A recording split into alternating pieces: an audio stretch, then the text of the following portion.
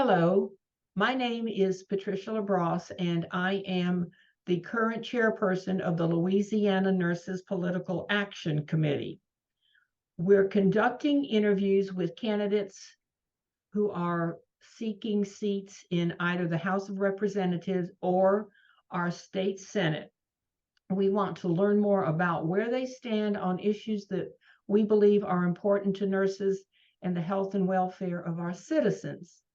LANPAC solicited input from the Louisiana nurse community, and from their responses, then we gleaned questions that we moved into a 6-item questionnaire.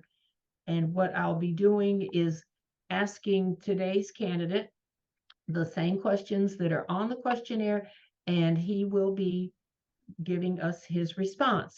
So I am delighted at this time to welcome Parry Matt Thomas, but I believe you want to be called Matt. Is that correct? Yes. All right. And tell us what seat that you are seeking and give a few minutes to introduce yourself. All right. I'm seeking the House District 68, which is the central part of Baton Rouge.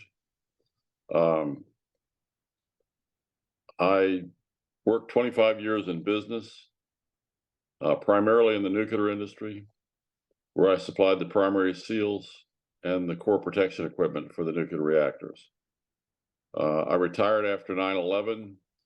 At that time, I was dealing with 17 nuclear reactors across the South. And because of 9/11, I lost access to a number of those plants. So I decided it was time to make a change in my life. So I decided to go into community service as a volunteer.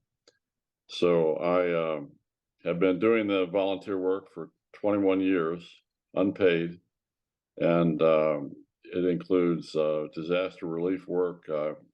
Led teams into the 9th Ward of New Orleans to gut a church and a school after Katrina. I became a shelter manager for the Red Cross. So when Gustav and Ike were on the way, I was a shelter manager in Livingston Parish for two shelters, and also became the government liaison for the Red Cross.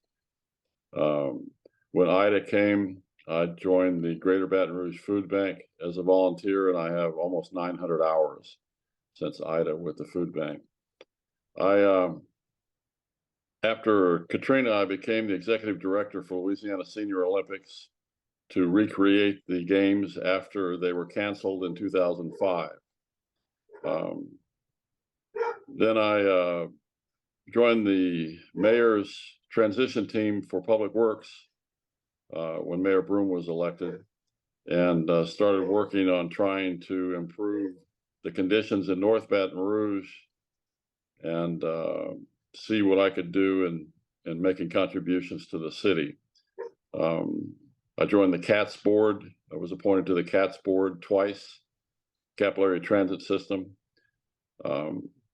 I started helping out with CADAV, the Committee Against Drugs and Violence in Scotlandville, and they got me involved with the Walls Project. I did a number of blight removal cleanups for them. And then when Carolyn Coleman became the District 10 Metro Councilwoman, she asked me to help out on a lot of blight removals in her district.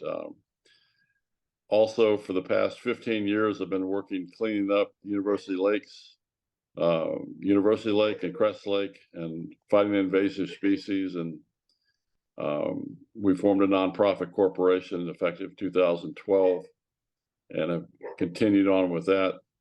I volunteer as a manager of a historic Black cemetery on Eddie Robinson Senior Drive. I've been doing that for 7 years. So my main focus has been volunteer work and continues to be volunteer work. And there are some issues at the state level which I think needs some changes, especially to help out in our environment. And that's why I'm running. Thank you. And we thank you for your service to the state. Thank you. First question is on health care disparities. Prior to COVID-19, we recognized healthcare services are not accessible on an equitable basis, either nationally or in Louisiana. Healthcare is only 20% of what accounts for one's health status, and the social determinants of health are the non-medical factors that influence health outcomes. What strategies do you have to assist in reducing the impact of the social determinants of health on the citizens of Louisiana? Well, I think we need to support efforts to reopen some of the medical facilities in North Baton Rouge. And we need to also help them in acquiring grocery stores in the area. It's considered a grocery store desert. There are very few opportunities. A lot of people from North Baton Rouge and from Old South Baton Rouge have to travel to my area of town and visit the Walmart and Costco and places like that to get their foods and medicines. So it's part of the rebuilding effort for all of North Baton Rouge and the underdeveloped areas is we need more facilities available for all sorts of activities. Okay, thank you. Second question has to do with nursing education in our state. How would you advocate for federal and state funding to support the recruitment and retention of nursing faculty to help reduce the nursing shortage? I agree that we need to build the nursing staff capabilities and availability for our various hospital systems. I consider it a responsibility of the hospitals to build up their staff and to fund them. I'm not sure that state legislation is the appropriate way to build that. I think that the hospitals need to do that on their own. All right, thank you. Next question has to do with violence, safety. Gun violence continues to roar through our communities, schools, houses of worship, shopping malls, grocery stores, outdoor gatherings, etc., etc., etc. What factors do you see as critical in bringing an end to these senseless acts, and do you have a strategy to address the problem? Well, I guess my strategy has been to be in the middle of all those activities in North Baton Rouge and in Old South Baton Rouge without a firearm. I don't own a gun. I don't carry a gun. I think that that we've gone overboard in providing guns for people thinking they're protecting themselves, when I think in a lot of cases those guns end up in the hands of criminals. I think we need to restrict gun access as opposed to promoting concealed carry and non-concealed carry. I think we have to cut back on that. Another thing is, in my opinion, a lot of the drug users and drug suppliers on the streets, I think, are supplying a lot of guns to young kids and in connection with the drugs they're supplying. And I think the scariest thing in the world right now is a 15-year-old with an Uzi, because they have no self-control. And whatever we can do to support the police to get those type of guns off the streets, I think is very important to the safety of our communities. Thank you. Next question is on access to care. Are you supportive of actions to remove arbitrary barriers that prevent all healthcare practitioners, including advanced practice registered nurses, from practicing to the full extent of their education, licensure, and training? I'm not that familiar with that problem, but it makes sense to me that if someone is trained and capable, they should be able to exercise their skills. So anything I could do to support that, I would, but I am not that familiar with the problem. Thank you. The next question: what are your legislative priorities? Number one on my list is environmentally oriented. Over the last 5-6 years, I've collected 3,000 waste tires from around the Baton Rouge area in cooperation with the Department of Public Works. I consider blight in the neighborhoods one of the biggest health challenges. I mean, tires are full of snakes, mosquitoes, rats, and they drag a neighborhood down. I think there's a lot of blight, trash, litter scattered out through the poorer sections of town, to the point where kids have to conceive of their own identity as being a trash can kid, because no one cares about their surroundings, and they're left to deal with all these problems that show that the neighborhood has gone downhill. I think we have to help them clean that up.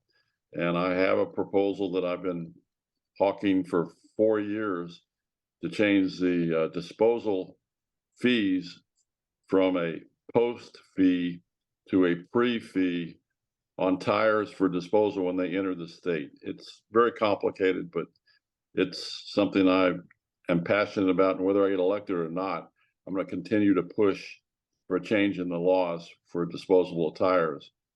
I think that one of the other keys is, I think we need more police protection, but I am strongly opinionated that they need to improve the training, and that the training needs to cover all areas of the state for all municipalities, and for state police officials and state policemen.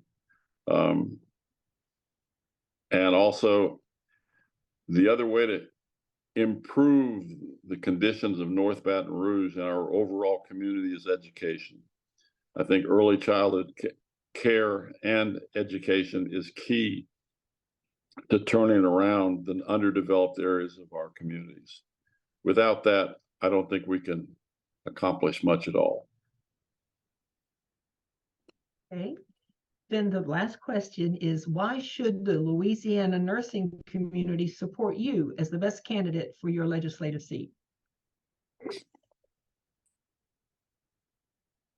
Well, I'm underfunded, and the truth of the matter is, without some additional support, I can't be an effective candidate.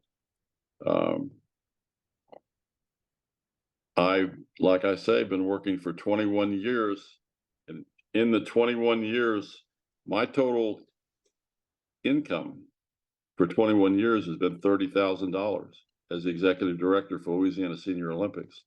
I've been living off my own savings and investments for these 21 years and continue to. I can only put so much of my own money into a campaign, and I've done that, and I'm at my limits. So without additional help, I'm less effective as a candidate.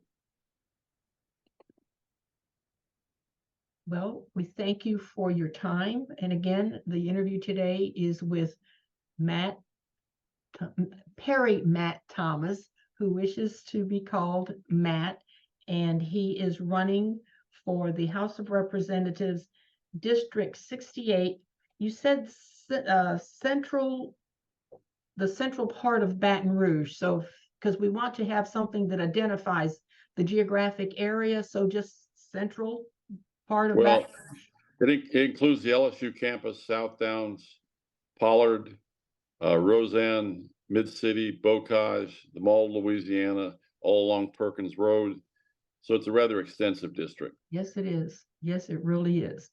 Well, we thank you for your time. We wish you the best of luck with your campaign, and have a nice weekend. Thank you.